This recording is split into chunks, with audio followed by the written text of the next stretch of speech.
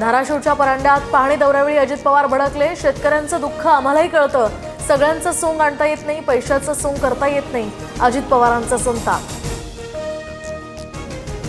राज्यावरील बळीराजावर अस्मानी संकट, मुख्यमंत्र्यांचं दोन्ही उपमुख्यमंत्र्यांचा बांधावर जात शेतकऱ्याला धीर. सोलापूरसह लातूर, धाराशिव, करमाळा आणि माढ्यातील पूरस्थितीचा घेतला आढावा. शेतकऱ्यांना सरसकट मदत करणार, पंचनाम्यांवर कार्यवाही सुरू. ड्रोनसह मोबाईलमधील फोटो सुद्धा पंचनाम्यासाठी मान्य करू, मुख्यमंत्री फडणवीसांची माहिती.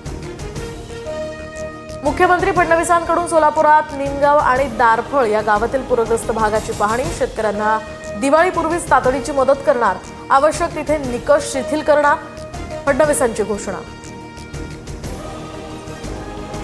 कुठल्याही निकषांची चौकट न ठेवता ओला दुष्काळ जाहीर करा, एकेरी किमान 30,000 रुपयांची मदत करा. राज ठाकरेंचं मुख्यमंत्री फडणवीसांना पत्र. राज ठाकरेंनंतर आदित्य ठाकरेंचं सुद्धा मुख्यमंत्र्यांना पत्र. राज्यातील अनेक जिल्ह्यांमध्ये पूरस्थितीमुळे मोठं नुकसान, शेतकऱ्यांना नुकसान भरपाई द्यावी लागणार, ठाकरेंची मागणी. शेतकऱ्यांचं साठवणुकीतलं धान्य सुद्धा अतिवृष्टीच्या पाण्यात भिजलं. उपकार केल्याप्रमाणे 7,000 नको तर हेक्टरी 50,000ची मदत करा, रोहित पवारांची सरकारकडे मागणी.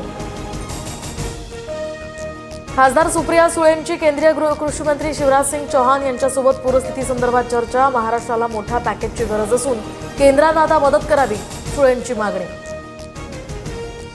उद्धव ठाकरे उद्या पूरग्रस्त भागाच्या पाहणी दौऱ्यावर. धाराशिव, बीड, जालन्यासह छत्रपती संभाजीनगरमधील नुकसानीची ठाकरे पाहणी करणार. धाराशिवमधील पूरग्रस्तांना उपमुख्यमंत्री एकनाथ शिंदेंकडून मदतीचा हात, तर भूम, परांडा, कळंबमधील 10,000 कुटुंबांना 50 टेम्पो भरून किट.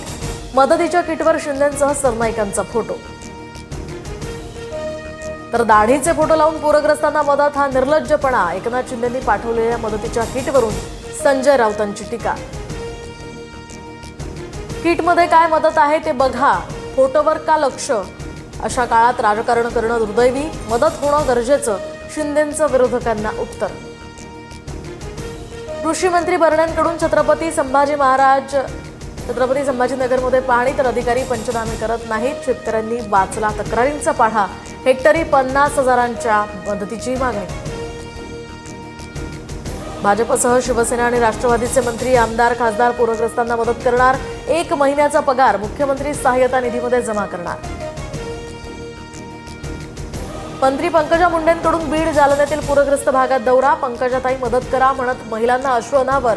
नुकसान भरपाई देण्यास या ठिकाणी शासन कटिबद्ध, पंचनामे करून लगेचच मदत देणार, मुंडेंचं आश्वासन. राज्यात उद्यापासून 29 सप्टेंबर दरम्यान 5 दिवस मुसळधार पावसाचा इशारा. मराठवाड्यामध्ये 27 सप्टेंबर रोजी काही भागात पावसाची तीव्रता अधिक असणार, तर पूरग्रस्तांसमोरील संकट यामुळे अधिक गडद होणार. जालन्यात धनगर समाजाचा इशारा, मोर्चा. तर धनगर समाजाला एसटीतनं आरक्षणाच्या मागणीसाठी हा मोर्चा. भाजपचे आमदार गोपीचंद पडळकर यांची देखील हजेरी. आरक्षणाच्या मुद्द्यावर आदिवासी समाजाच्या लोकप्रतिनिधींची चर्चा. हैदराबाद गॅझेटनुसार बंजारा समाजाची आदिवासी कोट्यातनंच आरक्षणाची मागणी, तर आदिवासी समाज सुद्धा प्रत्येक तालुक्यामध्ये आंदोलन करणार. बैठकीत एकमतानं निर्णय. नंदुरबारमध्ये आदिवासी तरुणांच्या हत्येप्रकरणी कारवाईसाठी संघटना आक्रमक. आंदोलकांकडून जिल्हाधिकारी कार्यालय परिसरामध्ये गाड्यांची तोडफोड. पोलिसांनी जमावाला पांगवण्यासाठी अश्रुधुराच्या नळकांड्याही फोडल्या.